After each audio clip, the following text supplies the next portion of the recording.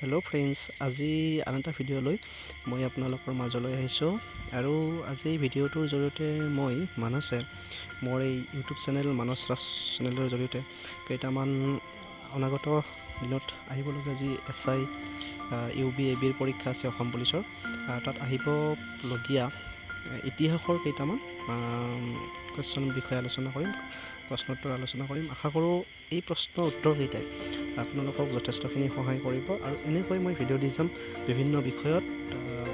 বেছি দেৰি নকৰোঁ, তাৰ আগতে মই কৈ থওঁ যে যদি আপোনালোকে মোৰ এই ভিডিঅ'বিলাক ভাল পায় তেনেহ'লে লাইক কৰিব, শ্বেয়াৰ কৰিব আৰু মোৰ এই ইউটিউব চেনেল মানস ৰাজ ছাবস্ক্ৰাইব কৰিব। চ' বেছি দেৰি নকৰোঁ, ভিডিঅ'টো আৰম্ভ কৰোঁ।